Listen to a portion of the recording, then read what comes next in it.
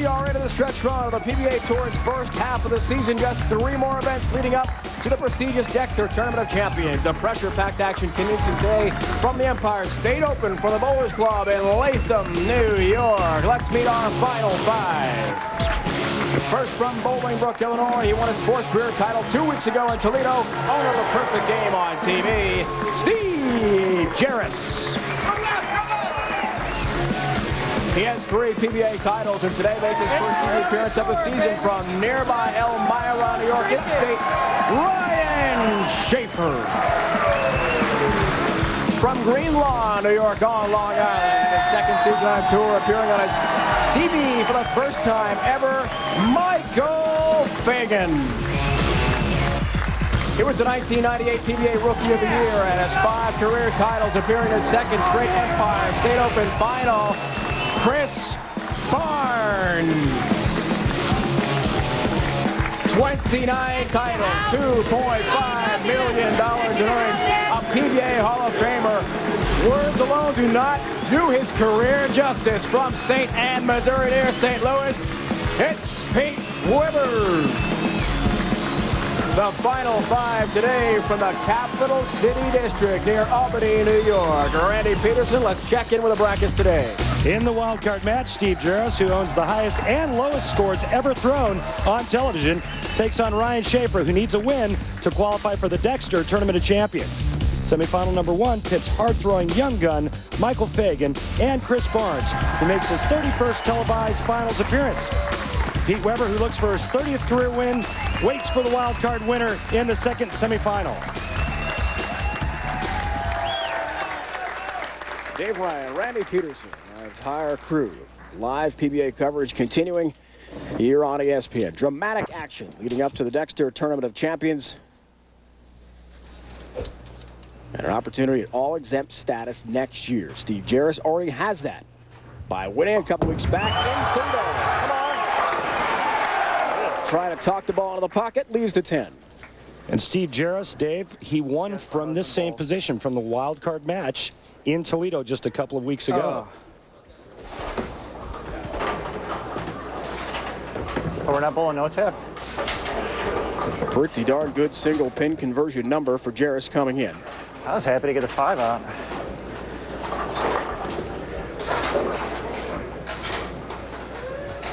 Steve referencing no tap. That means if you get 9, it counts as a strike. Unfortunately, we don't do that on tour. Some pro-ams we do that. 9-9 match play record, 231.84. Rockin' was Steve Jaros all week. And because he had the highest pinfall in the 2 blocks of qualifying, 9 games each, nails the 10-pin there. Had the best qualifying numbers among the round of 8 losers. And he did lose that last match last night. 5-gamer. Here is Ryan-Shafer. It's been a long time since Ryan has won on tour. 55 events. Last February, last time he was on TV. Looks high. Big 4. Look out. 4-7, 6-10. Not the start Shafer wanted. Certainly not. This ball is around the 23rd board. Cuts right through the heart, and he pays the ultimate penalty, big 4. 6.6%. Look at up the number, which is very low on the splits. So far this week in Latham, can he kick all out? No, he'll just take the 6-10 lead, the 4-7, which leads us to the Baby News. Good real deal matchup, Randy. And one thing that Ryan-Shafer sure knows how to do is strike. Look at this, almost 70%. When he gets it going, he's on fire. Some of his winning scores on his route to the television show, he had 250 or more in 8 of his 12 match games this week. Trying to make it 3-0 lifetime against Jaros on TV. Maybe a higher average, too. That's better. Flush ball for Ryan-Shafer from Elmira, which is about 2.5 hours to the southeast of us. Southern tier of New York State. Binghamton area.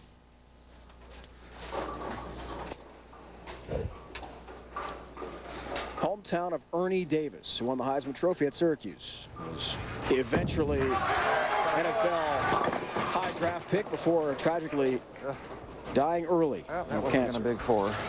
Come on. Lots of adjustments early. Interesting. Ryan-Shafer goes high on that lane. Steve Jaros goes light. Check out the eyes, how they stay focused on the target. It's the only way you know if you're hitting what you're looking at.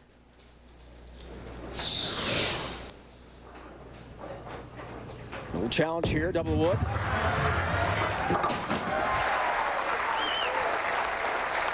Two and the 8 go down for Steve Jaros from Chicagoland. Certainly a slow starter. Come on, Steve. Under 200 in the first game. Afterwards, things pick up considerably for him.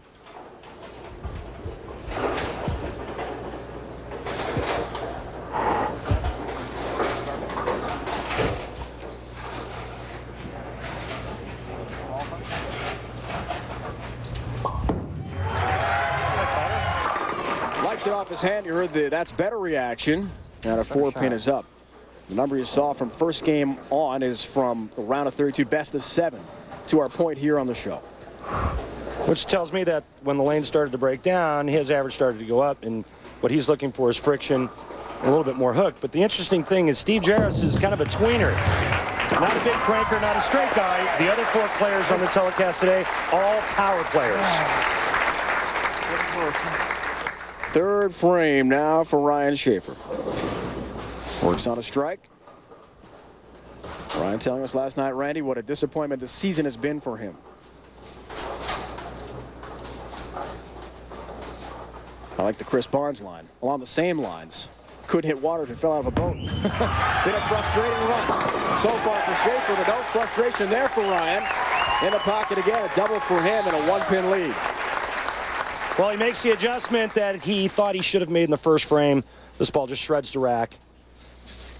That kind of power, that kind of angle, it's hard to see anything standing up. Round of 16 and the round of 8, both matches going the distance. And the 7th game against Norm Duke, Ryan-Shafer starts with the first 8 strikes in a row to seal up that match. Wow. We had some unbelievable matches, really from the round of 32 on. Exciting finishes we'll talk more about on the show today. The 5 finalists have survived some incredible battles, and Shafer appears to be in a groove. The turkey ball there, an 11-pin lead through 4 for Shafer, who's only had 1 check until this week all season. It's been a different year for Jaros, who on the bench got his win in Toledo, watching Chris Johnson, the rookie, fail to mark.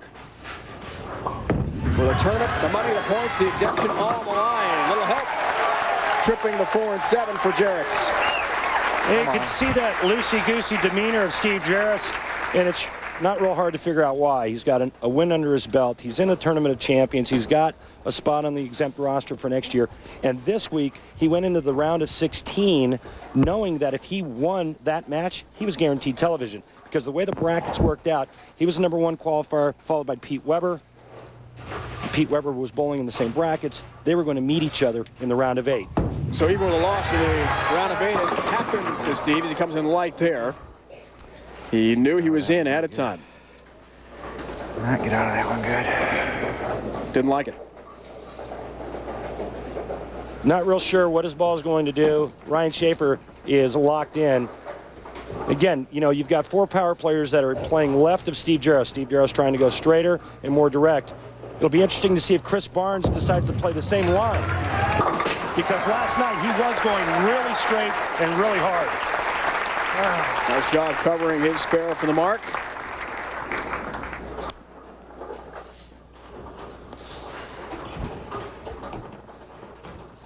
Start of the year in that invitation-only event in Japan, 5th place, but after that, really struggling. The best was the Miller High Life Chicagoland finish for Shafer of 30th, 80th in Grand Rapids, 73rd in Toledo. 67th in Philly, that's a bit better. And another great ball as he shreds the rack one more time. We mentioned it's a couple hours away. Ricky Shafer on the left there. Ryan's mom, Michelle, his wife, here as well. Made the trip from Elmira's area. to Greater Albany. Just about 15 minutes from downtown Albany, the state's capital.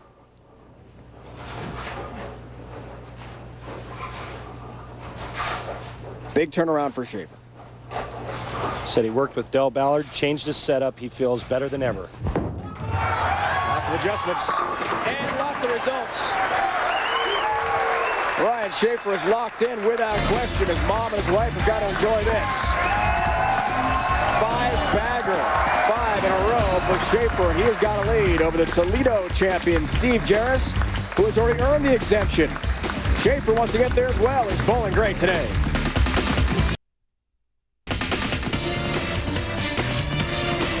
This is the 111th time the PBA Tour has visited the great state of New York. 7th in Latham, including 6th in a row. Welcome back, Dave. Ryan and Randy Pedersen with our entire PBA crew. Live coverage on ESPN continuing. It's really a shame, Randy, we can't show all 32 of the bowlers from match play when it started the best of 7 a couple days ago, because actually we've seen maybe the most historic close matches up to this point. Epic battles. All 5 guys today in the round of 16 last night went to game 7. But remember, on television, it's a one-game match. You win, you move on. You lose, you go home. Oil pattern B this week, folks. 6 300 games, so the scoring was way up. Now, the outside part of the lane on pattern B is out of bounds. A lot of oil to the outside, so the players are going to play the middle part of the lane. But on a wood surface, you got to watch how the lanes break down. The players will move left. And one of the interesting things we saw this week was when the lanes really got toasty, the players were so far left, they were actually lofting it over the left gutter cap. Robert Smith this week was actually lofting it to the arrows. For all the latest PBA info, including live scoring from Saturday's match play rounds, archive replays of our ESPN telecast, and the latest news from the PBA Regional and Senior Tours, click on the Tours official website at PBA.com. Bookmark it on your high-speed internet setup and just go right there. I've got it on the default on my browser. As soon as the web pops up, there it is. Nice. Here's Steve Jaros. Sees exactly what Shafer has done and trying to follow suit. And he made a ball change as well. Let's see if it works on the left lane.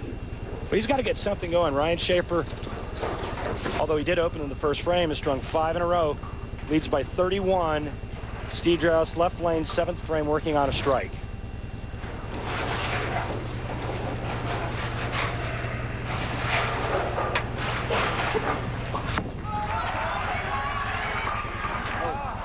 Ringing 10 for so close. Steve Jaros. He knows he threw a good ball there. Oh, God, I threw that good. Yes, you did, Steve Jaros. Makes the change, makes the right move, trusts his instincts, and performs, but you can't control pinfall. Nice look from high above Steve Jaros there. And great crew, a live coverage continuing here on ESPN. Takes care of the 10 pins. Steve Jaros telling us how dramatic it was in Toledo. And he'll need a dramatic comeback here against Shafer, who's got a 31-pin lead. Looks for the 6-bagger. Can he stay red hot? Trying to win the wild card match. 10 pin. Another nice shot. Ooh. Well, right now with a spare in the 7th, Ryan-Shafer will be going at a 227 pace. Steve Jaros can strike out 8th, 9th, and 10th to shoot 227. Anybody's ball game. A few weeks back in Grand Rapids, that's when Ryan really started figuring things out. With his swing, with his timing, getting back in gear. He knew he's been throwing the ball well and eventually get himself this point to the show and try to get the valuable points. Right now, PA Patrick Allen won in Philly last week, is the leader. Mika Koivunemi, who's made a couple shows, has not won yet. And last year's Rookie of the Year, Brad Angelo, won show early in Omaha, but he's in 3rd place. 25,000 points to the winner, $40,000 as well, and the first double point opportunity with our majors, as you can see. TOC is coming up as well. Ryan-Shafer trying to make a name for himself today here in Albany. Getting back to Patrick Allen just for a sec. What a battle he had with Rick Steelsmith. Pretty good shots there. They went 7 games. In the 7th game, they tie, and they have a 6-ball roll-off in the round of 16. That is exciting, folks. If you haven't had a chance to watch the sudden death roll-off, we had one of those last year. Dave Traber, Norm Duke on Long Island. That was for the championship. I'm not sure I've seen a more exciting moment. Norm Duke in the 300 last year in Tacoma, in my 2 years of doing it. A broadcast on ESPN. Thrilling moments. Of course, your win in Philadelphia would be right up there. Well, it's kind of like a penalty shot in hockey. Man, you know what I mean? It was dramatic.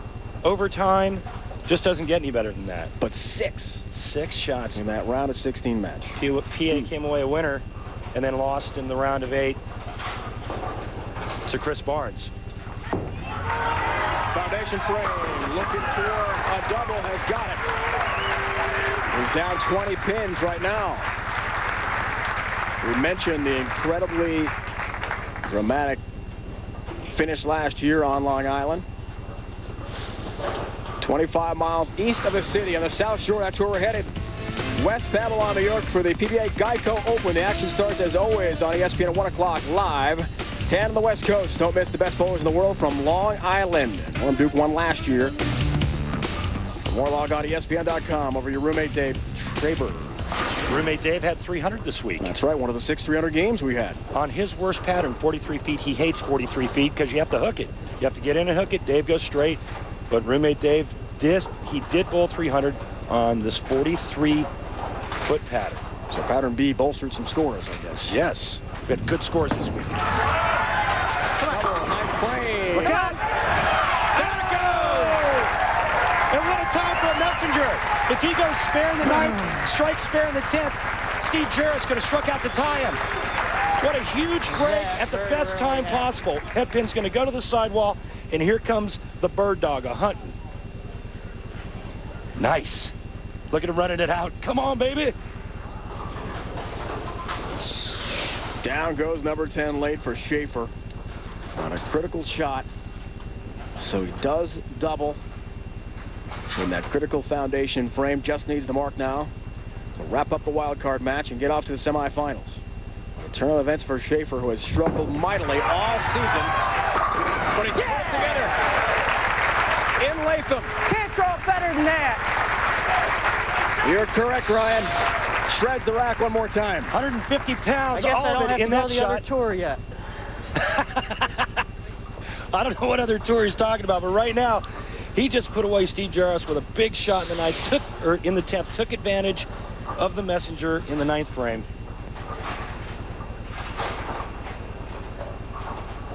Last title goes back to Las Vegas, January 25th, 2001. Defeated Jeff Lizzie by 10 pins for his last win. And he takes on Pete Weber in the next round. He's not won against Pete, but he's perfect against Steve Jaros on TV. This will be 3-0 for Ryan-Shafer head-to-head with a fellow right-hander. All righties on the show this week. Right before we started. Steve Jaros a little bit too late with that ball change. But a good showing nonetheless. Showing that win a couple weeks ago was no fluke. All right, Elmira. He's talking to Elmira, New York. Upstate New York kid, Ryan-Shafer. First ever TV matchup between Fagan and Barnes. That's because Michael or Mike, depending on how you like to call him, he goes by either, has never made a TV show until today. Those are fine there? Okay. You don't want to miss Michael-Fagan throw a bowling ball. One of the most high-powered bowling balls on the tour next to Robert Smith. This guy holds nothing back. In the wild card match, Ryan-Shafer from Elmira, New York. The Empire State guy is through to the semifinals. Michael-Fagan makes his TV debut when we come back. Head-to-head with Chris Barnes, one of the top bowlers on our tour. We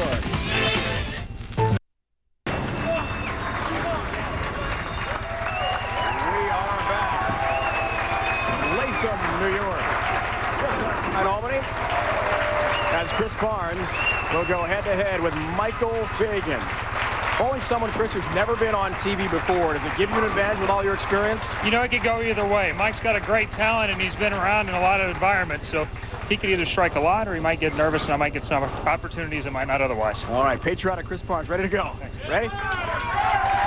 One thing to watch for in this match, two big-time power players, but Chris Barnes is going to go as straight as you'll ever see him go on the telecast. Michael-Fagan, watch this, folks. He's playing the deep inside line, and this guy at the bottom of the swing gets a big old handful.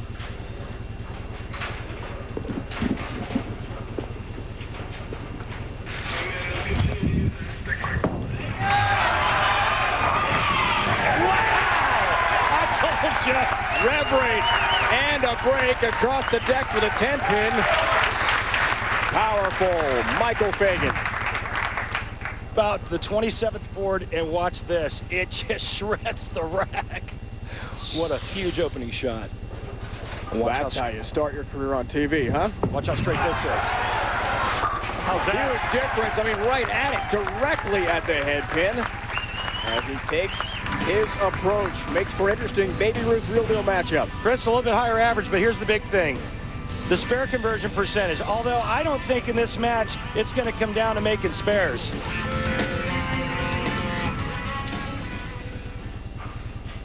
Slow starter, that's for sure. This is in match play. But like Steve Jaros, has rebounded quite well. Remember, we're in a one-game format, though. Hopefully two for Chris Barnes. Look at that approach, and he loves it. Flush in the pocket. A great look from lane level. Big high rev rate. Look how straight he's going. Just remember this. Maybe a slow starter, but in the round of 8, he averaged 255 against Patrick Allen. He is just using the torpedo straight to the 1-3 pocket.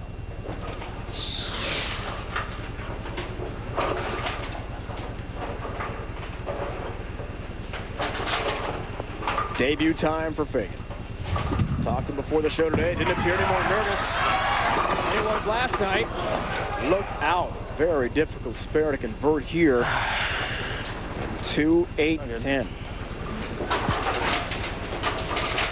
Looked like he missed it off his hand at the bottom. The ball never got back to the 1-3, leaving the 2-8-10.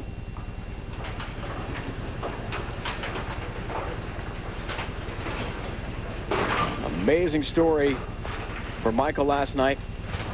Talk about drama in the round of 8. Try and convert, cannot, and an open. So a break on the 10-pin in his first TV frame of his career, and now the open. You were right there to experience an amazing moment for Fagan making the show. He was bowling against Patrick Healy, 7th game. Patrick Healy needs a mark in the 10th frame, leaves the 2-5-8. He comes over and sits down with myself and our producer, Mike Roth. He's got his back to the pins. He's holding my hands. He says, I can't look, Randy, I can't look. Patrick Healy misses his spare. I told him, he's in, you're in, you're in. He didn't believe it. 7-pin there. Just 23 years old. From Green Lawn, New York. The North Shore of Long Island, about 45 miles east of Midtown Tunnel. Outside of New York City. That's drama. I mean, can you believe that? Couldn't even look. Moo. There's the old Moo Cow spare ball. Wow. Tell you what, if you ever want to hear somebody do some serious Pearl Jam imitations, Michael-Fagan doing karaoke sounds just like Eddie Vedder. Unbelievable. He's got the Austin Powers going as well. And the Austin Powers. Mike Myers, wow. So versatile, not just a bowler. Talented guy. I'm not sure we want to see Chris Barnes at karaoke, though. Have you heard that? No, don't want to go there. Again, going right at it. It's got to tip a little. We saw Michael-Fagan, who was down in several of his best of 7 matches. 0-2, 0-2, 0-3. Chris Barnes also behind in the best of 7. Look at the comeback against Michael Machuga. Won it in 7. Last chance for a lefty last night was Patrick Allen in the round of 8. After the 3 lefties last week, no southpaws this week in Albany. Yeah, and I think a heck of a week, all things being considered, what Patrick Allen went through last week, the win, the issues that we had last week with the power outage in Philly, and then to make it all the way to the round of 8. He bowled phenomenal the first couple of games against Chris Barnes, and to me, it just looked like he ran out of gas. So with Steve Jaros would have become the second winner to repeat making the show. He talks that right into hooking into the pocket, gets help with a 10. So Steve Jaros, right, the only winner, one in Toledo, to appear on the show after his victory. And it did not happen with Patrick Allen this week. Here comes a little messenger again, throwing the serious wood over there into the 10. Even though Chris Barnes is going straight, he still has that high rev rate. He can still throw the pins around. We're coming here from the Bowlers Club, Latham, New York, near Albany. Empire State Open. Dave Ryan, Randy Pedersen, our entire crew. That's a light shot there from Michael-Fagan. Not rushing. You got plenty of time. 2-4-10 up for him. A lot of thoughts going through your mind, right, Randy? First TV show. First time on television, the adrenaline rush, the lights. Remember, we talked about it before. Same split that Chris Johnson left when he bowled against Steve Jaros. Yikes. It's different. Oh, bowling under the lights, in front of the fans, the cameras, the whole new ball game. Remember, folks, 23 years old, someone who last night couldn't even bear to watch the end of his round of 8 match to see what would have happened. He would, in fact, make it. Didn't appear in our interview with him last night to be overly nervous. Maybe a bit surprised. Nothing prepares you for this than actually bowling on the telecast. And there's his mother. She made the trek from Long Island.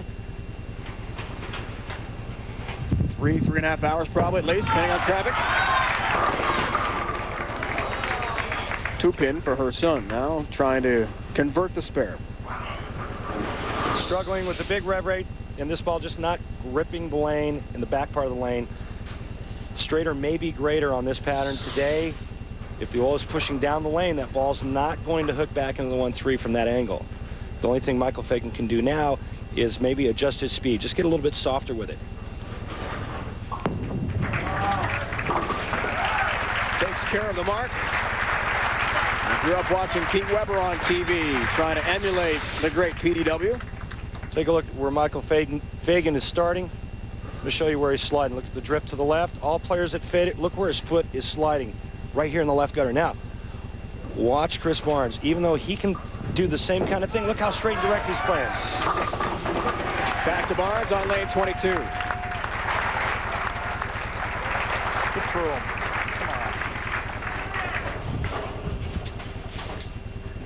Only Troy. Chris has got his wife, Linda, and the twins.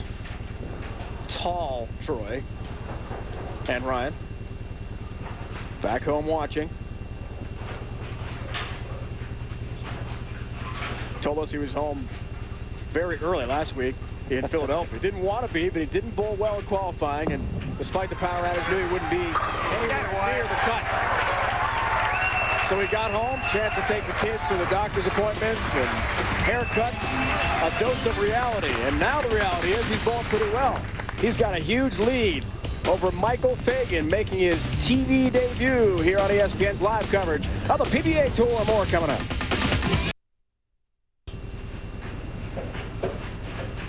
Looks like a ball change right here. Wow, light. Oh my God. Yeah, and this is not what it did 15 minutes ago. No, but this is why we have. This is what happens when you have carry down.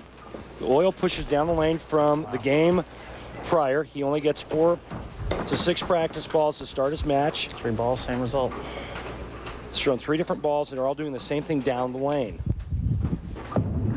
Trying to figure it out. And again, we'll have it open, the third of his match today against Chris Barnes. Our days in on the road. We are headed to the island. Norm Duke, the defending champ last year, all leading up to the PBA Dexter Tournament of Champions. One stop prior in Windsor Locks, Connecticut. Tickets available on PBA.com for the Mohegan Sun event and regionals in Beaumont, Port Arthur, and Fort Walton Beach, Florida. This week, days in on the road. It's the only lane he's gotten a mark on.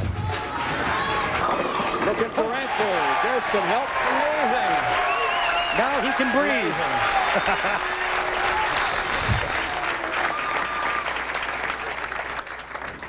See how much further right he's moved? He's going much straighter, a la Chris Barnes. But I think a little bit too late in the game. 79 in the 6th frame. Chris Barnes on cruise control. Looking for a four-bagger. He's got it. Now, Randy, why does Chris Barnes take the straight-on approach? Is it the pattern? Is it his specialty? It's the pattern, and this is what gave him his best look. He felt that this was his best chance of striking and winning matches, and it's held up today. Always impressive to meet with Chris Barnes after his round of 8 match when he's going to be on TV for us. He's such a technician, understands so many of the little intricacies of the game. Chris Barnes doesn't bowl a block or a game without a game plan. Definitely a thinker out there, and his thought process is right on the money. 60 feet to success again, and he is absolutely rolling in this match. You know, like Tiger Woods, Chris Barnes not only has the physical attributes, but I think he's probably one of the best thinkers, if not the best thinker out here. He always has a game plan. He always knows what he's going to try to do, and usually knows what to expect. Whether it's qualifying, whether it's a TV show, any of his best of 7 matches, or just practice. See, I can bowl. Right at the pins without the big hook, and Fagan sees the formula, but it's going to be late. Sunday night it all starts. NFL primetime football coming your way, presented by Miller Lite. 7:30 Eastern time, then 8:30 Eastern. Steve Spurrier returning to the Sunshine State. LeVar Arrington and the Redskins trying to stop Ricky Williams and the Dolphins. Also available in stunning high definition on ESPN HD. Call your cable operator. For more, log on to ESPN.com. Quarterback controversies for each. Well, yeah, but the Dolphins, their offense is not playing very well. In fact, I think you and I could stop that offense. Speak for yourself, big guy. 2-game match. Michael would like another game if possible. But in this TV format, just one chance. Talking with Michael-Fagan last night, he also had a game plan, and I think his game plan backfired on him. He was going to try to burn up the middle part of the lane and move way in because he didn't think anybody else could play there. It was the wrong direction to go in. Chris Barnes now switching balls to give himself another look because this match is well in hand. He has got it clinched. In fact, he'll go off to the final. Answers that question. And so he's asking himself, bidding for his 6th title. Big match coming up, the next semifinal. PDW makes his TV debut this year. Charismatic, always entertaining to watch Pete Weber, taking on Ryan-Shafer, who was red hot in that first wild card match with Jaros. Chris Barnes has his formula in line. Again, Chris Barnes always thinking, This one. the match is over. Let me try another ball to see what it too looks strong. like. The ball he was using, he just said it was too strong. He goes back to the same ball he was using. That's his look, and that's the best look.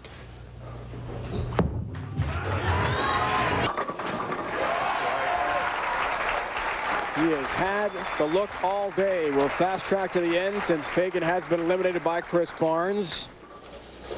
In the Weber-Shafer match, Pete is 2-0 lifetime on TV against Ryan-Shafer. A 242 average, so he's really blistered the lanes against Ryan-Shafer.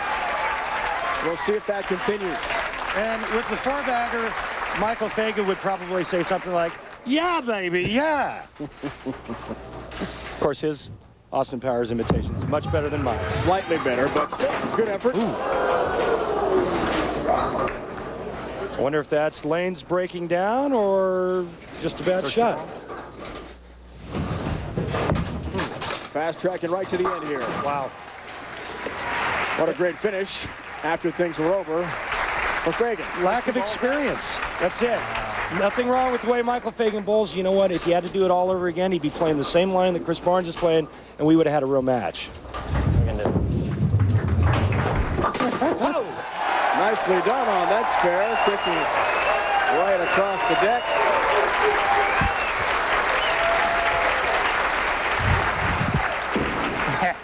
Michael-Fagan's 26th tour point list coming in.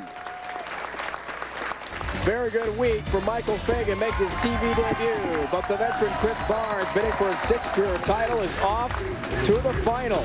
Who will he bowl in the championship match? Either PDW or Ryan-Shafer. Another exciting semifinal yet to come in Greater Albany.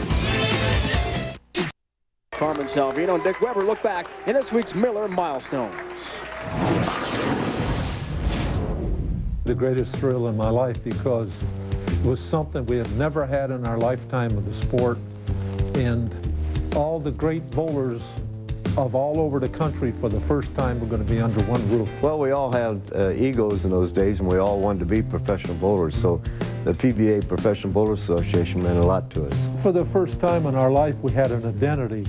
You know, we were always known as bowlers. For the first time, we were known as professional athletes. The 12-lane establishment we walked into, Shades Academy, had a big mural above the lanes. The balcony was naturally above the concourse, but people were hanging over that balcony like nobody's business and cheering us on. The crowd would be yelling from the floor level, but then all of a sudden you hear a second yell and you turn around and you're looking up and people are yelling and waving and making their arms fly all different ways. And my God, it was just unbelievable. The house was packed. I got the chills before I even bowled. I really did. I was so pumped up. My first couple of balls, I felt like the ball was about 2 pounds. I bowled pretty good after that, and I think I finished around 11th, and my idol Weber had to beat me. I placed third in the Shades Academy first tournament. It was fantastic, all under the same roof. Where do you have all the greatest in the world under one roof? And we were all excited about it. We couldn't wait for the first PBA tournament, so it was gung-ho from there. And that was the start of the PBA Tour. Great memories, a great moment in PBA Tour history. This week's Miller Milestones. Lou Campy won that week. Dick Weber was in third place. Dick, the father of PDW, Pete Weber, appearing today, won 26 titles, tied for 7th all time with Don Johnson. Pete has won himself 29, tied for 4th all time with Parker Bone III. Flamboyant PDW is back on ESPN. We're excited to have him head-to-head with Shafer when we come back. I'm at a real estate.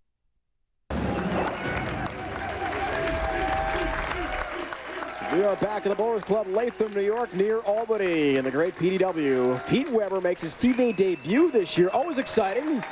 Joined by Randy Pedersen. Dave, Ryan, Pete Weber's been feeling a bit under the weather the last couple days, but Pete, this morning you told me that that's actually helped you. Why?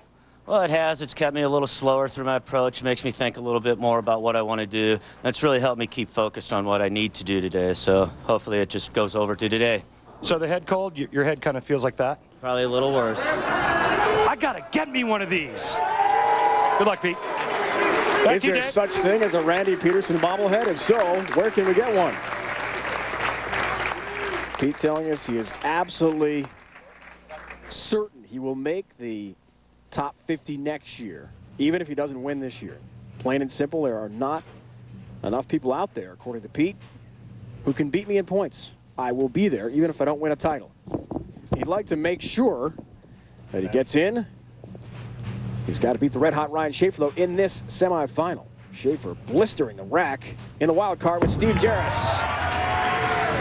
Comes in high. 6-10. How'd you like the bobblehead? That's awesome. God, if that's what it takes to get me to bowl better, man. Well, just 16 more titles, you can catch them. You've got 13 yourself. More bobbleheads. They're everywhere.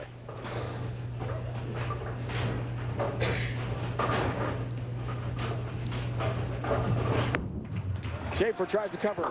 And he'll do so.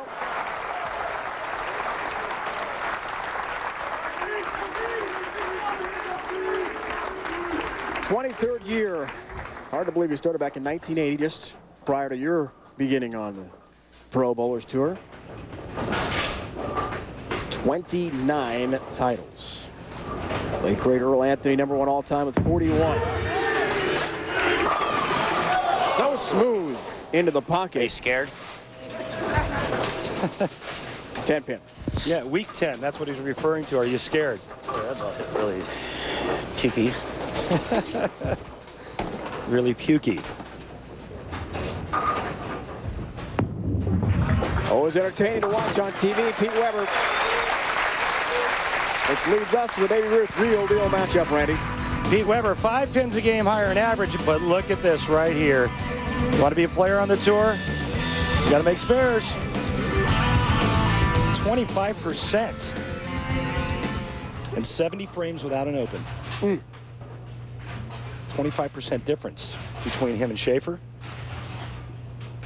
He has been very consistent this year on tour. And hurrying back into the pocket.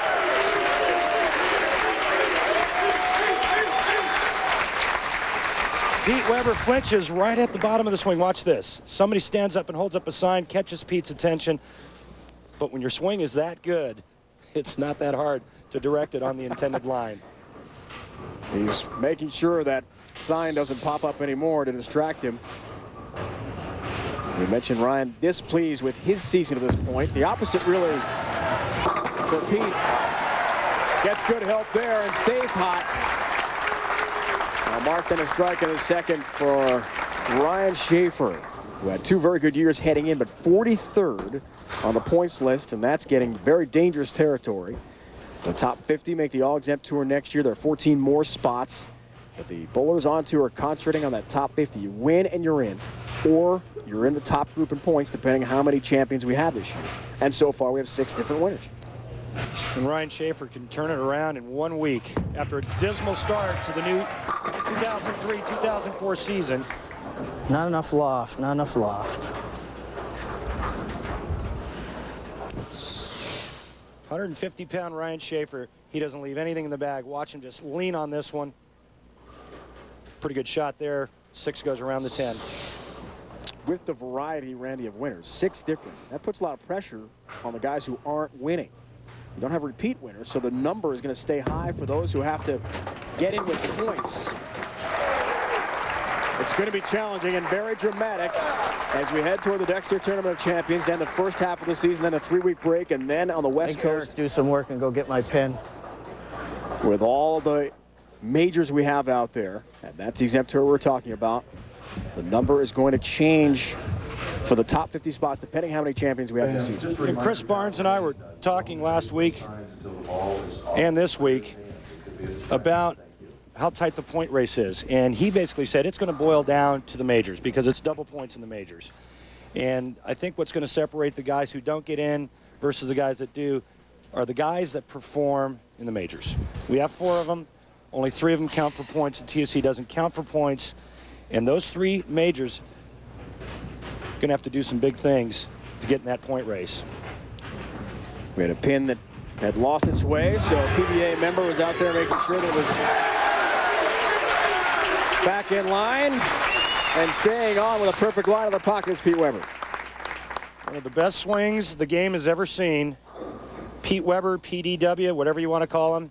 There's one thing you cannot ignore, and that's the fact that he's probably the most talented player the game's ever seen. First 7 weeks, he told us, with the bobbleheads watching him, he had 6 checks, a couple top 8s, top 16. Now a show. Overall, he feels very confident about where he is. Almost had a 7-10 to look at, instead just a 10 pin. Got to catch it a little more. Just got to catch it a little more.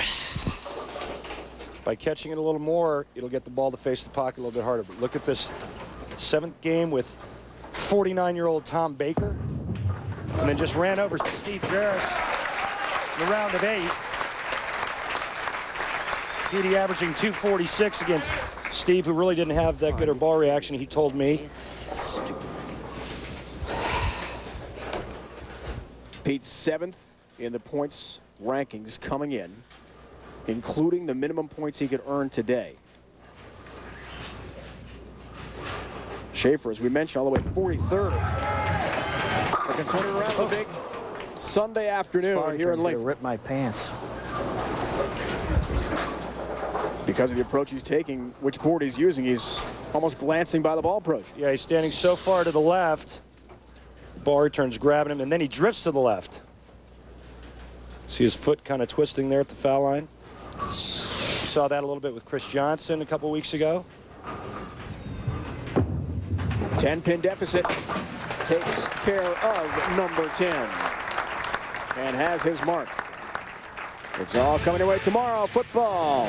Monday Night Countdown provides comprehensive analysis, interviews, highlights, and live reports from Tampa Bay, the site of ABC's Monday Night Football game. Get all the news from the best in the business beginning at 7:30 Eastern Time, leading up to Monday Night Football. For more, log on to ESPN.com. It's all coming your way. Tiki Barber, the Giants, taking on Rondé Barber, his twin brother, and the Bucks. Big game on Florida's Gulf Coast. Wow. There was nothing that was going to stand up when that ball got to the 1-3.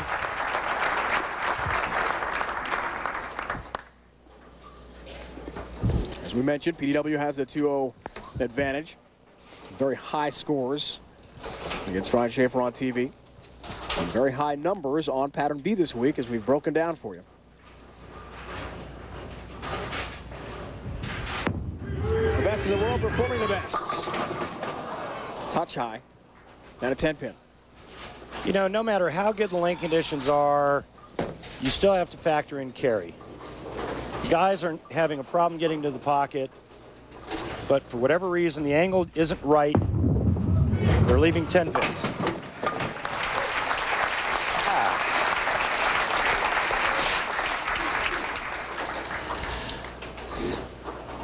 I think even more than last year, Randy, we're seeing bowlers make adjustments on TV. I think the biggest thing today, though, is that instead of, throwing the big hook ball, they found that the oil's pushed down the lane, they can go much straighter. The biggest difference right here, though, is, 210 average on television this year versus last year. In my opinion, it's all condition related. I mean, the players can only do so much with what they have to bowl on. PDW on lane 21. Looking for help on the 10-pin. It'll nudge it, but not knock it over. Again, Pete Weber trying to get some back end.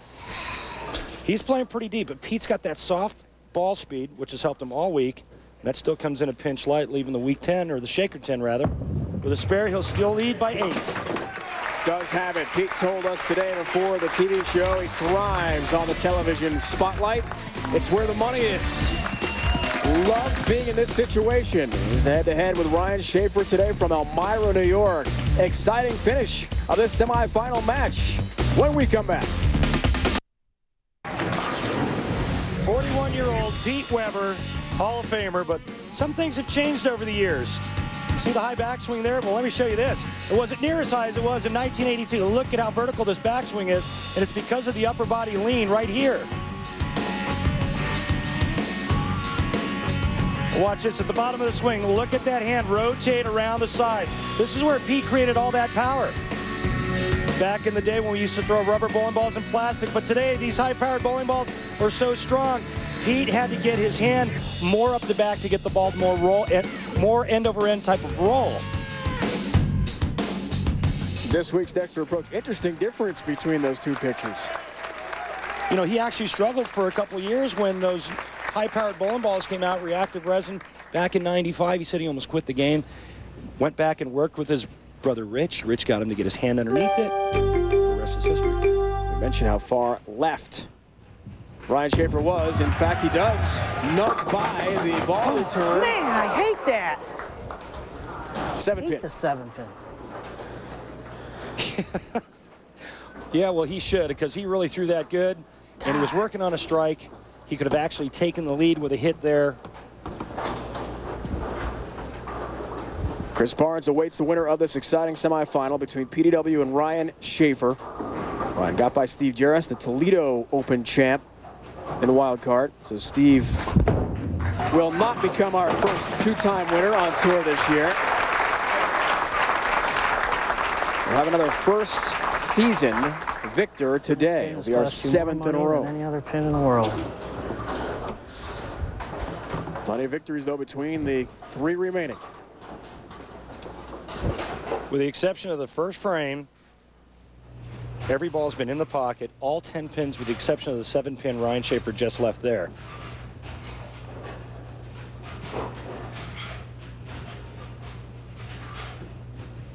Shafer, the 1987 PBA Rookie of the Year. He carried that one, Dave. He has finished 3rd in 4 majors. He's done well under the big spotlight. We saw him at the Tournament of Champions last year as well. The Empire State Open from the round of 32, best of 7 on. Here's how those who did not make the show, including Norm Duke, who's back on tour. Good to see him after the surgery for the pinch nerve. Oh, thrilling match. God, man. Saw Norm just after he finished last night in the best of 7 in the round of 8. A lot of pressure. Yeah, you know, it's nice to see him back out. He's feeling better after he had that epidural block just kind of below the neck and where the shoulder meet. He says it's still there, but he just doesn't feel it.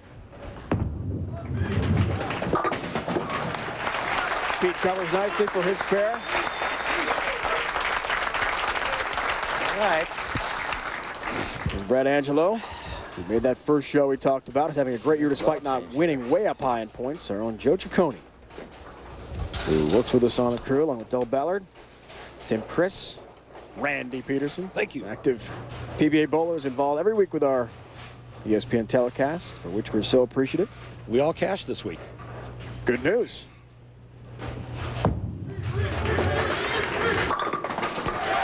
Nice. Late trip. Ball change for Weber on the left lane. That ball bit, had more back end. He got the nice break trip in the 4-out. See what I talked about at the beginning of the show, how when the lanes break down, the players are moving in. Pete's wife, Tracy, as usual, rooting PDW on. They wanted to say hello to Lil Tebow, one of Tracy and Pete's good friends. Tracy, another Tracy, who was that Tracy, her maid of honor. Birthday for Lil Tebow back home in the St. Louis area. Well, Ryan came in light a couple of times on this right lane, but watch this. He makes the adjustment, gets the ball to finish harder down the lane. And Ryan-Shafer has now taken the lead. Leads by 5. If he strikes out, he'll shoot 239. The best Pete Weber can shoot is 234. Who can perform in the 9th and 10th to go on to bowl for the title? 5 pins separate them now. 5 pins in the max score if they strike out. On lane 21, big shot, Ryan-Shafer. 15-pin lead. Turkey ball for him in the foundation frame. Now looking for a double in his 9th frame is PDW. Tells us he likes the 64-man field for next year. Doesn't think the number's too small. He'll go by any rule the PBA gives him. Just wants the bowl. Loves the pressure of the moment. This is pressure. Needs it. Gets it. Hey, what do you know? What do you know? Last shot he threw on this right lane, I think he just got too firm and too fast. The ball never bit down the lane. Watch this. 6 goes to the wall, behaves properly, cuts the 10 out. And in my opinion, and maybe a lot of professionals will disagree with me, but I think Pete's in the best position. He gets to finish first, apply all the pressure to his opponent, plus his opponent is sitting and waiting. I'd rather get up, bowl the 9th frame, and go right into the 10th frame. No waiting. Let's get it done.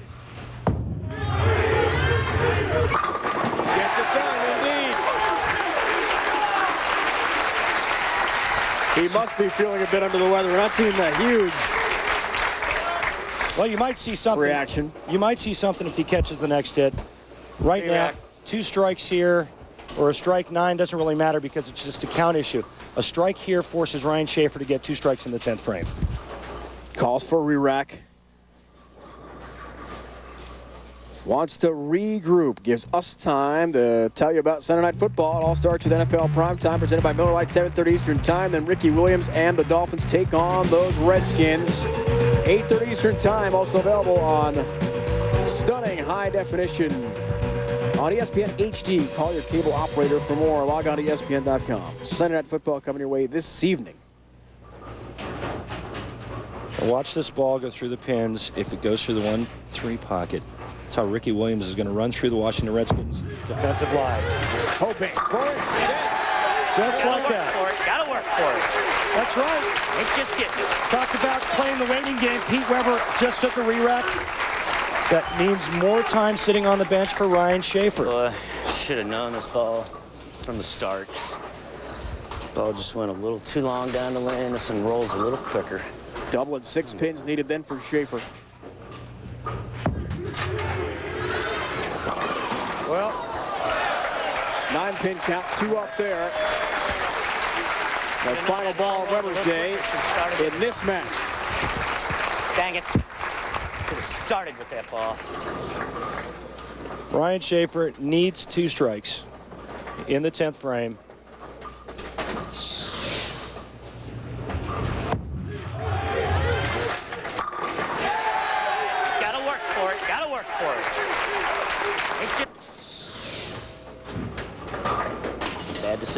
part. A double and 5 pins, Ryan-Shafer advances. Anything less, Pete Weber will bowl Chris Barnes for the title. PDW not happy with his ball selection early in the match. Now it's up to Shafer. Can he take advantage of PDW's misguided choice early? Here's one.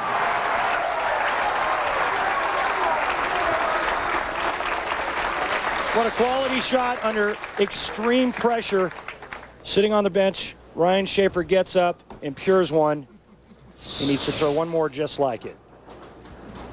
Told us last night, did Ryan-Shafer, 17 years on the PBA Tour. Just felt through the first 5-6 events he couldn't bowl anyone. Didn't have any sort of look, a feel. Didn't like his layout. But he has made the adjustments. And it's amazing how you can turn it around in 1 week out on the PBA Tour. I think this is a wise move by Ryan, taking a re-rack. Give himself a little bit of time to regroup, collect his thoughts, to pure this next shot. Says he figured it out in Grand Rapids, got better in Toledo, and now in Albany, the big opportunity.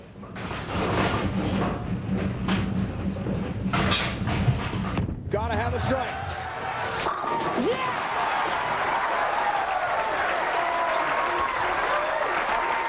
That is a big-time shot from Ryan-Shafer.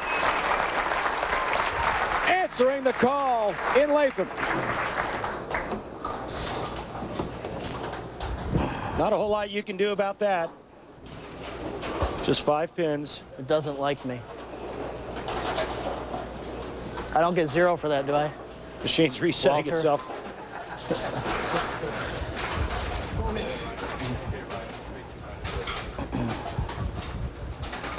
He's going to finish out with a 233.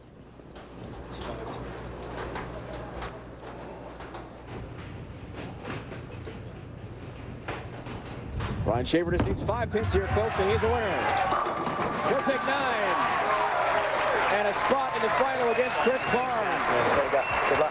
Great bowling from both PDW and Ryan-Shafer, but 5 pins better in Shafer. It means the finals with Chris Barnes next. Ryan-Shafer for PDW, Pete Weber in the semifinals, so it's Barnes and Ryan-Shafer in the final. More dramas coming your way next week. Geico Open from the South Shore, about 25 miles east of New York City on Long Island. It all starts at 1 o'clock Eastern here on ESPN. Randy Pedersen, incredible drama. Ryan-Shafer needs a double in the 10th to take care of one of the all-time greats in Pete Weber. How difficult a moment was that for him? You have no idea. I mean, if it was easy, everybody would have a pro card, and they don't. I mean, that separates the champions from the also-rans. It's that simple. Geico Direct tournament recap. Randy, what do you have for us this week? Geico Direct. In our wild card match, it was Ryan-Shafer defeating Steve Jaros by the score of 257 to 226. Shafer 10 out of 12 strikes in that match. And in semifinal number 1, Chris Barnes defeating Michael-Fagan by the score of 247 to 195. Barney taking the straight route. And as you just saw in semi number 2, it was Shafer taking care of PDW by the score of 238 to 233. 2 clutch strikes in the 10th frame seals the victory. For Ryan-Shafer on the Geico Direct Championship recap for this week. Chris Barnes 2-0 head-to-head with Ryan-Shafer on TV. Look at the average. 244.5. The final is next. Last year at the PBA Empire State Open at Siena College in Loudonville, New York, not far from where we are here in Latham, Doug Kent went the distance and won 3 matches, knocking off Chris Barnes in the championship. Kent made it look easy, averaging 251 today and claiming his 6th career PBA title and first since he won the 2002 World Championship. His fiancée, Christy Bemis, certainly loved it. Doug Kent, a champion last year. Speaking of last year, the numbers. Chris Barnes 21st right now in points. He was 2nd last year, and there's Ryan-Shafer making a big increase after a great week in Latham. Randy and I just talked about it a moment ago. The pressure you had to face PDW needing a double in the 10th. What went through your mind and how'd you convert? What went through my mind is I've never beaten him on TV, and I wasn't going to take that anymore. So I just wanted to throw 2 and get it over with. And Matt, you did. Good luck to you. Chris, straight on approach, not on a hook in your first match. Will you continue that strategy here in the final? No, actually, I've gotten even tighter down lane, so I'm going to switch from a bruiser to an inferno because it'll get around the corner a little bit better for me, and hopefully that's enough to keep up with Ryan. He's bowling great right now. Randy's always thinking, always tinkering. Chris Barnes.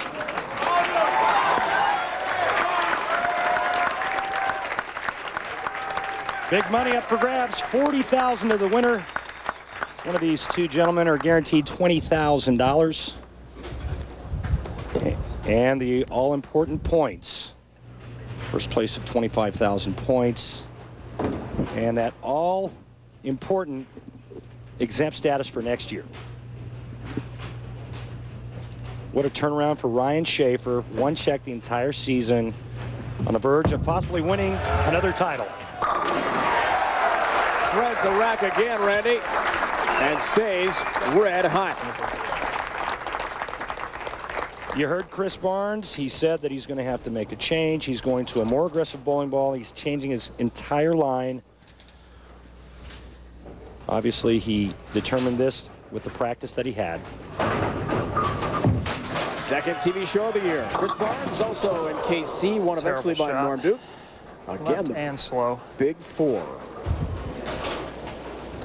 Don't need to tell you what just happened. Chris did that for me. Thanks, Chris, but doesn't like this at all. Pays the ultimate penalty. The big four. Right through the nose. Leaves three. Early opening for Ryan-Shafer. Can he take advantage as we check out the real deal? Matchup. Well, no surprise that Ryan-Shafer has the higher average. You saw what he did in the 10th frame. Again, the spare conversion percentage, but Ryan-Shafer to me looks dialed in. He looks locked in. He looks like he's on cruise control right now. I don't think spares will be an issue.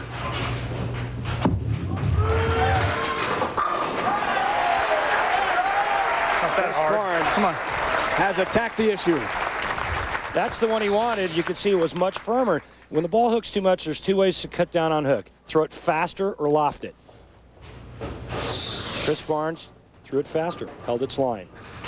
Watch this. This guy lofts it. And he's been in the pocket all day.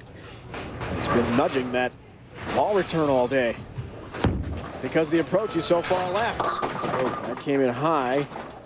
Leaves the three. It's been a long time since he's won. January 25th of 01 in Vegas. Last TV show, February 23rd of last season. They lost to Pete Weber. Avenged that loss today, didn't he? Yes, he did. Del Ballard, our statistician, he keeps score for us as well in the booth. He just wrote down slow above the second frame. And he's right, that ball was slower. But here's the thing, when the front part of the lane starts to go, it starts to burn up, that means there's going to be early friction. And where there's early friction, there's going to be slower ball speed. What Ryan-Shafer needs to do is walk further left, more around the ball return on the right lane, and maybe even more loft to help get the ball to skid further down the lane.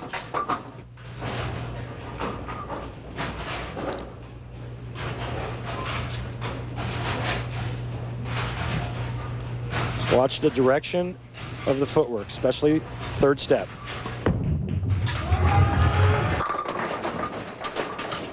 Four-pin stands for Shafer. Lanes are breaking down a bit, Dave. He's going to start making some moves. He was dialed in the last match. This is how quickly the lane conditions change, especially on a wood surface. You get the lights, the people in the arena, the temperature goes up, and when temperature goes up, oil breaks down.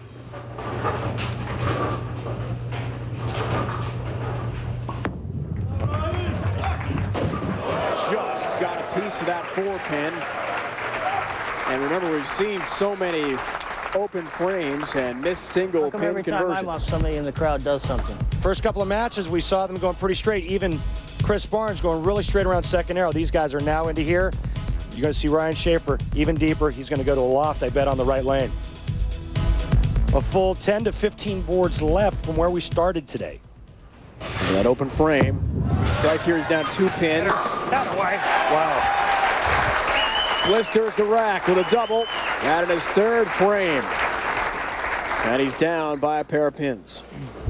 Chris Barnes, different bowling ball, a full 10 to 11 boards left of where he was in his last match. And remember now, he moves left. He's got to move his feet left and his target left. But now that he's so far left, he's got to throw the ball to the right of the head pin.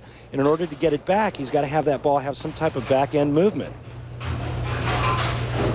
Chris, the first to admit this has not been the year he had hoped for. Made the one show in KC, didn't win there. You saw the point numbers as he leaves the 10 pin. How things have gotten better for him. But he still said, look, I have got to take responsibility. Got a lot of balls on the PBA Tour traveling truck. A lot of possibilities here. As we mentioned, he's such a technician.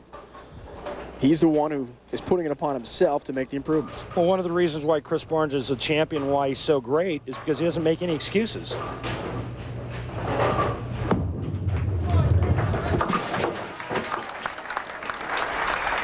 Ten-pin, Chris Barnes. Ryan-Shafer has a 3-pin lead right now after the open frame for Barnes. In the final from Latham, New York.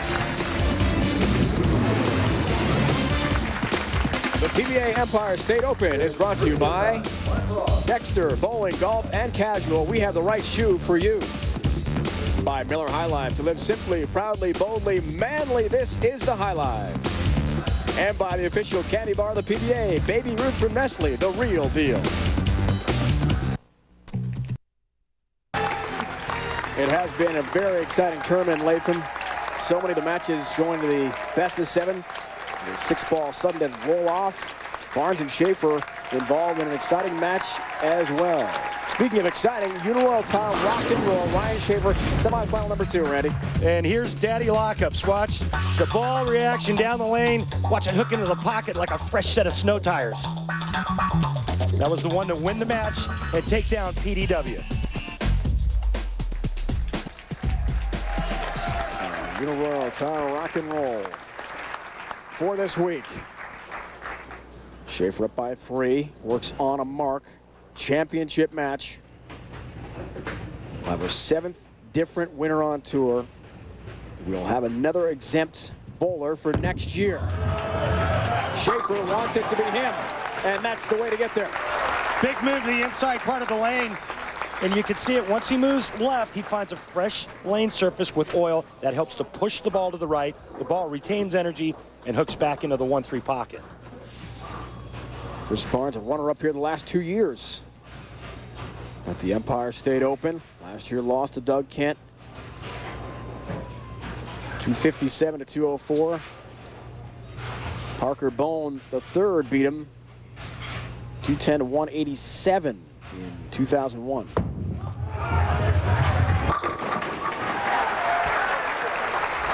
Another great shot from Shafer. To thank Carol Judge of the Proprietor Bowlers Club in Latham. She and her staff, a phenomenal job as our host again this week.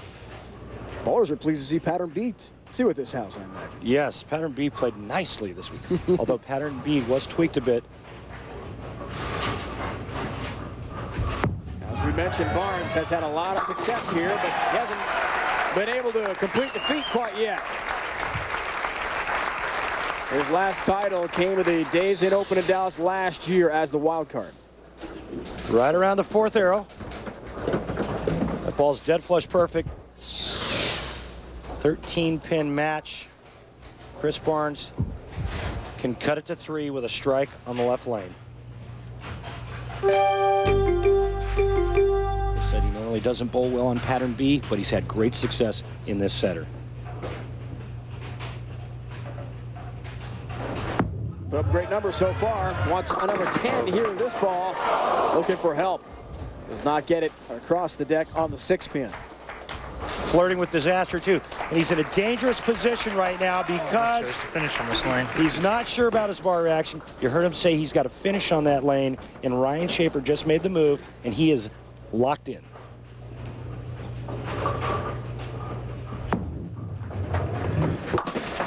Takes care of the mark. Chris Barnes has made his adjustments. Randy hasn't. Semifinal number 1. Look how straight. Different ball. Look how much straighter he's going. Sliding around the 20th board. Now look. More aggressive bowling ball.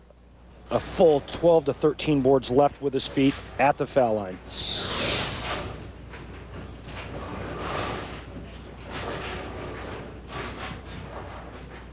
Looking for a 23-pin lead.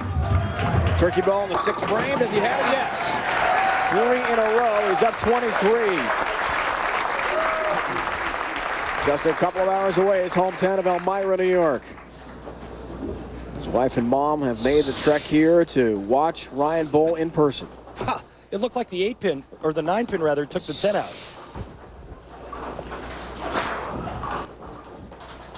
It's amazing how you can go from feeling like your career is over, you can't beat anybody, you're done, to feeling like a world beater in 1 week. Ryan-Shafer, working on 3 in a row, can take a 33-pin lead with a strike in the 7th frame. It's been a predominant theme of our tour all year, Randy. 1 week wonder can really boost a bowler's career in this case. Years past, maybe just a season or a segment of the tour. Now, it's exemption for next year, guaranteed with a win. I mean, it used to be, well, you know, I just had a bad year. I'll work hard during the offseason. I'll come back next year. Well, if you have a bad year this year, there is no next year.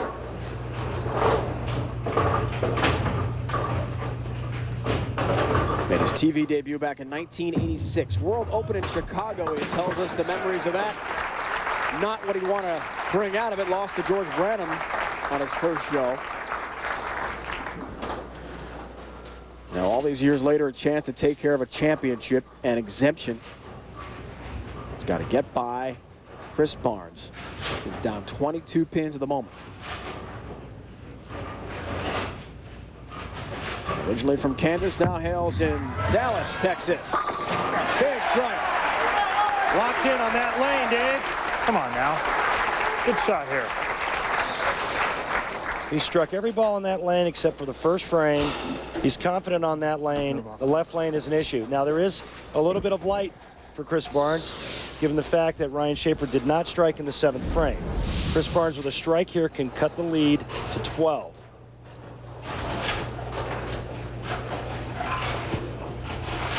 Eighth frame and a huge shot coming up.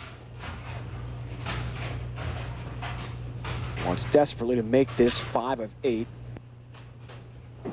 Strikes. What? There's the balk.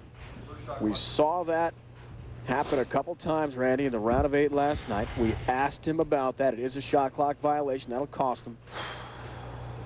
25-second shot clock for each. You have 25 seconds from the time the ball comes out of the bar return from one lane to the next. Now, Chris Barnes said that, you know, sometimes he just loses focus. He has to regroup. We saw him do an awful lot last night. If he does a lot today, it could get real expensive. Several times in the round of 8 that happened. Not now. Beats the shot clock. Yes! Knocks down. Yes! Pins. Not done yet! We're not done yet either, Chris. Coming here for the Bowlers Club, Latham, New York. Empire State Open, the PBA Tour's live coverage continues on ESPN. Dave, Ryan, Randy Pedersen, the entire crew with you once again. Jimmy V Women's Classic is coming up. Big game early. How about that one? Purdue Duke, led by Elena Beer, the All-American. Purdue always a powerhouse in the Big Ten in the National Women's Championship picture. Nice late trip for Shafer on lane 22. We talked about the Dexter Tournament of Champions quite a bit today. On the bubble right now is Tommy DeLutz Jr. His last victory, November 18th of 01, means that a victory for Ryan-Shafer, and Tommy is out. Mika Koivuniemi is next in line. And then it's Ricky Warder, won in Medford, his last title. There's a lot of people getting pretty nervous about the Exempt Tour and the Dexter Tournament Champions field. So many different winners. Guys getting knocked out left and right. Oh. Comes in high on that shot. Dumb lane. You could see that ball pick up in the middle part of the lane. It never pushed to the right. Cuts right through the heart, leaves at 3-6, 7-10.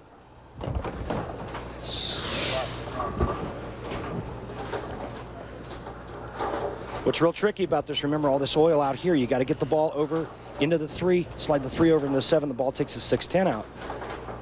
A little bit too far to the right, it goes in the gutter. A little bit too far to the left, it hooks and chops it.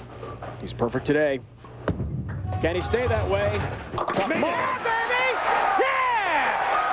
How do you like that? We like it a lot, Ryan-Shafer. What a shot across the deck for the 7-pin. Huge spare conversion. You have no idea how difficult this was. You know, Chris Barnes said earlier, he's not done. Well, neither is Ryan-Shafer. This one's going to come down to the 10th frame. Buckle up, folks. We've got a great championship match here for you. We're fortunate enough here on our live coverage of the PBA and ESPN to get some thrilling finishes in the title match. It looks like we're bound for that right now. Can Barnes answer? Yeah! Down goes number 7 late. Woo! Almost a start 7. A little timber on the 7-pin. Rewrite. Now, if Chris Barnes strikes out, he shoots 236. The best Ryan-Shafer can shoot is 228. Now watch this. This is what we call high flush.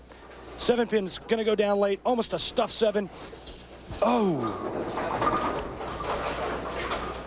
Huh? Strike here puts him in the 220s. A double wins the tournament. If he goes his 6th title. If he goes strike spare, Ryan-Shafer can do what he did in his last match against Pete Weber. He can strike out in the 10th frame to win. Big strike in the foundation frame. Now looks for the forward bagger. All the pressure. Shafer can barely watch behind him. Another huge shot. Another balk for Chris Barnes. Grief. First one was $100. This one's $500. Yikes. The winnings are depleting as we speak. Yeah, and everyone after that is $500. So he's up to $600 now. $39,400 and going down if he wins. Oh my goodness. All right, big shot here. 20,000 folks for the runner-up.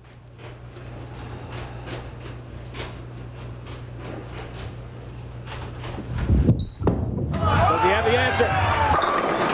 Hit it! Hit it! Number 4 will not go down.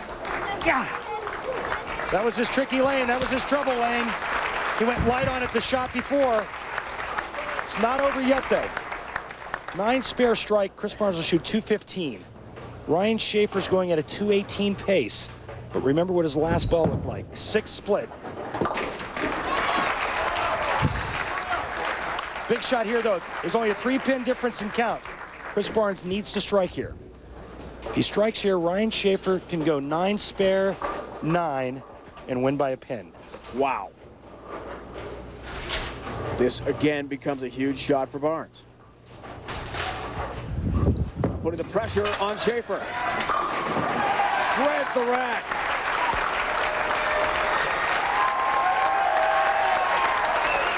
Another great week for Chris Barnes, all the way to the final. And now is all on the right arm of Ryan-Shafer. Chris waving goodbye to the crowd, but this is far from over.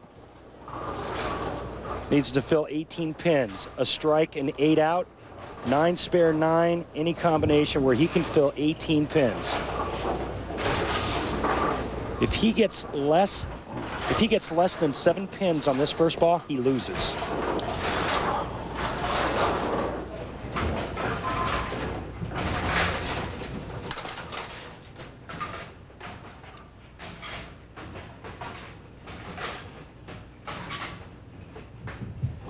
Needs 7 or more. There's 9. Okay. And the 7-pin. And remember, he said he hated the 7-pin. He's got to convert the spare and get 9 on his next ball, and he wins. If he doesn't make the spare, he loses. If he gets less than 9, we could either have a tie or Chris Barnes ends up as your winner. My, oh my. Still plenty of pressure. He's got to knock down the 7-pin first, though, before anything else can happen. Looks good. Got it. All right, 9, he's a winner. 8, we have a tie. Anything less, he loses. Got to have 9 pins, folks. 17 years on tour, 37-year-old Ryan-Shafer has been through some big moments. This would rank right up there. Drama and pressure.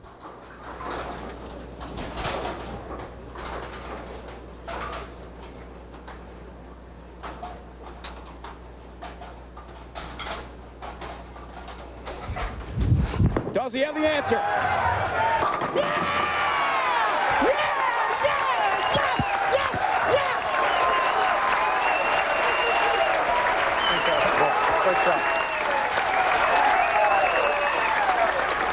He most certainly does. Ryan-Shafer, a champion of the PBA Tour, once again lights it up in Albany. When it's time to Congratulations going to Ryan-Shafer, who wins today in Albany. We're coming here from Long Island next week. It's been a presentation of ESPN, the worldwide leader in sports. For more, log on to ESPN.com. For my partner, Randy Pedersen, our entire crew, Dave Ryan, saying so long from